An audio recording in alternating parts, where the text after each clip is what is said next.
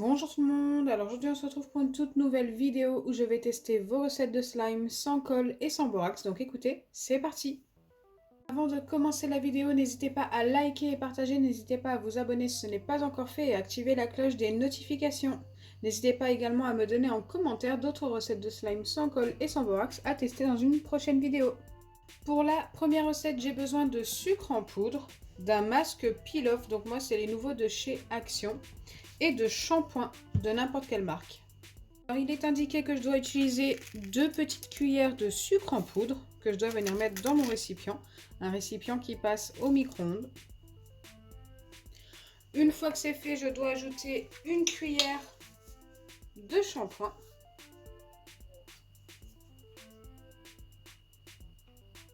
Donc moi j'ai pris le Pantene, mais ça peut être très bien autre chose, ça peut être le Head & Shoulders, ça peut être du Timothée, enfin, ce que vous voulez, quoi, ce que vous avez. Normalement, ça fonctionne avec tous les shampoings. Et enfin, je dois ajouter une demi-cuillère de masque peel-off. Donc comme je vous ai dit, moi j'utilise ceux de chez Action, les tout nouveaux. D'ailleurs, ils sont juste top. Donc une demi-cuillère. Bon, j'ai été généreuse sur la demi-cuillère, j'en ai mis peut-être un petit peu plus. Mais ça a l'air d'aller. Bien sûr, une fois que j'ai mis mes 3 ingrédients, je n'ai plus qu'à bien mélanger le tout.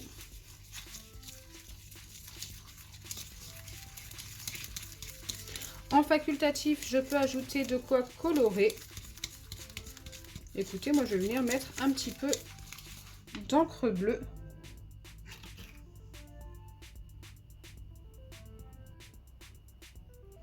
Je pense que 2 gouttes devraient suffire, vu la quantité.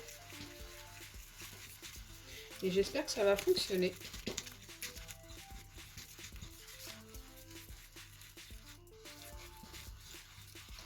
Donc là, une fois que vous obtenez ça, c'est quelque chose de assez liquide quand même. C'est assez liquide, mais ça reste quand même bien épais.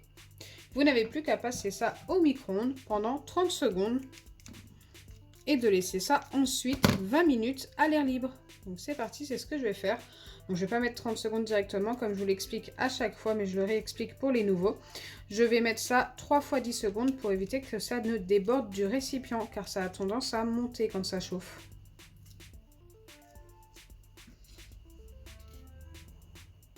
Me revoilà après les 30 secondes au micro-ondes, donc j'ai mis ça 10 secondes, ensuite j'ai attendu environ 10 secondes également.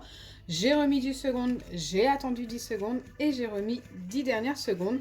Voilà, ça laisse le temps à tout ce qu'il y a dans le récipient de poser. Parce que regardez, c'est quand même monté très très haut, hein. C'était pas loin de déborder au 3e passage, donc faites très attention.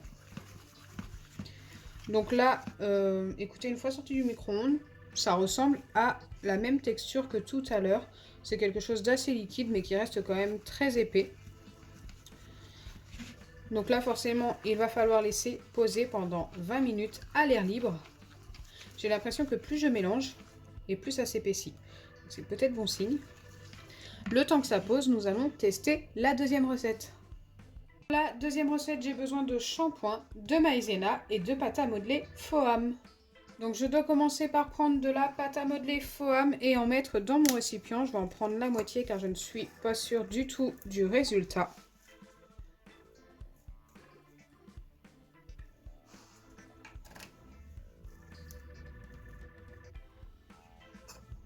Ensuite, une fois que c'est fait, je dois venir ajouter du shampoing. Donc je n'ai pas de dose indiquée.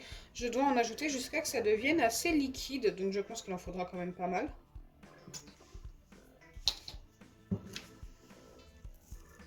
Et je dois bien mélanger ces 2 ingrédients. Donc là, ça va peut-être prendre un petit peu de temps.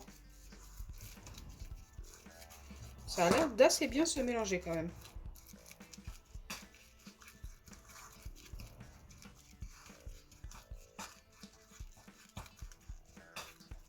Donc vous voyez que pour mélanger, je viens tout simplement écraser. C'est beaucoup plus simple à mélanger quand on fait comme ça. Bon là, c'est pas liquide, hein, c'est encore un petit peu trop solide, je pense. Donc je remets un peu de shampoing et je remélange.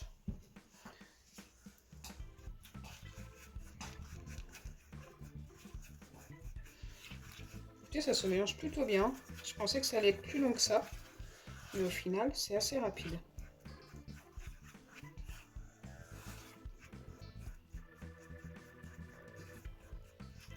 Là, par contre, ça me paraît quand même bien liquide. Je pense qu'au niveau du shampoing, je suis pas mal. Et maintenant, je n'ai plus qu'à ajouter de la maïzena jusqu'à l'obtention d'une pâte. Normalement, ça doit bien s'étirer comme un butter slime. Je pense que si ça fonctionne, la texture va être plutôt sympa. Allez, c'est parti pour la maïzena. Je vais déjà venir en mettre une demi-cuillère comme ça. Si je fais pas tout tomber... Ah bah si, j'ai tout fait tomber. Après, je pense qu'il n'y en a vraiment pas de trop.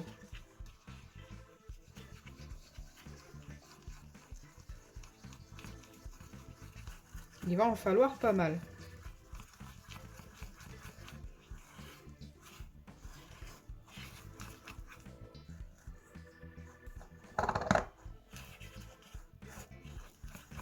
Ok, c'est resté très liquide. On va remettre une dose de maïzena. Un petit peu moins que tout à l'heure, parce que si j'en mets trop, après ça va trop sécher. Ça peut venir d'un coup.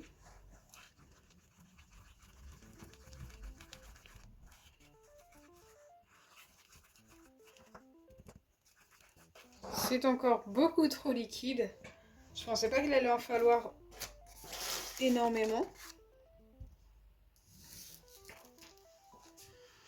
Je continue cette étape. Ah, ça commence un petit peu à s'épaissir.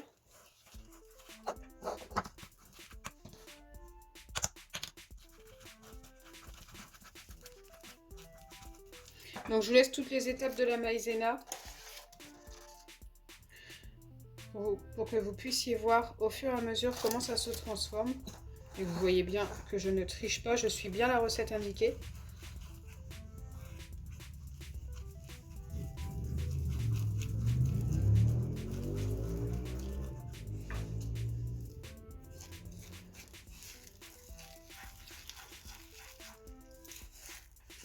Bon, c'est quand même de plus en plus épais. Ça n'a pas l'air de se former totalement. Est-ce que ça va fonctionner? Je ne sais pas.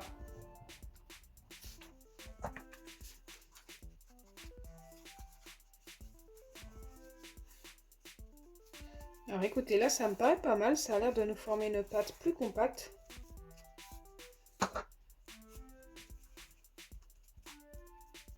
D'ailleurs, je pense que je vais pouvoir venir la malaxer en mettant un petit peu de maïzena sur mes doigts.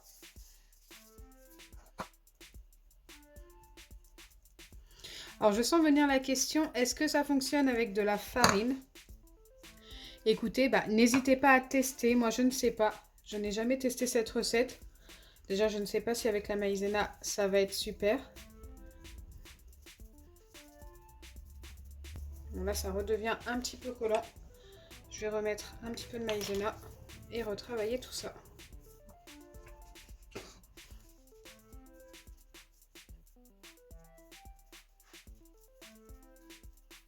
Je trouve vraiment la texture très agréable, très douce. C'est souvent le cas avec la maïzena ou la farine. D'ailleurs, plus avec la maïzena. Le résultat est souvent mieux. Et écoutez, ça a fonctionné, mais juste du tonnerre. Je vais lui donner directement un 10 sur 10 à cette recette. Surtout, faites très attention à ne pas mettre trop de maïzena. Il faut pouvoir s'arrêter à temps. Si vous voyez que c'est trop sec après avoir ajouté de la maïzena, n'hésitez pas à remettre un tout petit peu de shampoing jusqu'à obtenir la texture souhaitée. Et franchement, ça fonctionne trop bien. Donc maintenant, nous allons pouvoir vérifier la première recette qui a eu largement le temps de refroidir pendant les 20 minutes. Et écoutez, j'ai obtenu une pâte qui paraît très collante quand même, mais qui a l'air pas mal. J'essaye d'en récupérer un maximum, mais c'est vrai que ça reste pas mal collé autour.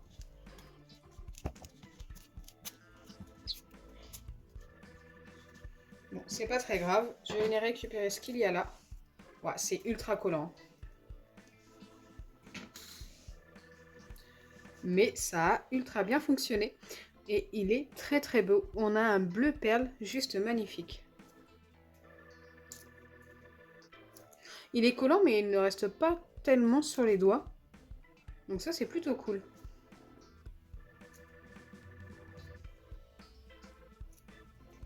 Je m'attendais à pire.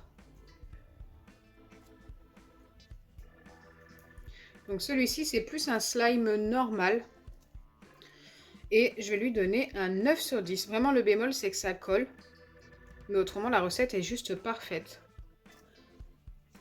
Donc si vous suivez bien la recette indiquée, normalement vous obtiendrez ce genre de slime.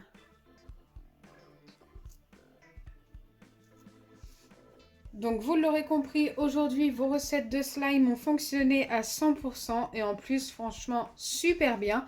Donc j'espère sincèrement que ma vidéo vous aura plu. Si c'est le cas, n'oubliez pas les pouces bleus, partagez et abonnez-vous. Bisous les amis!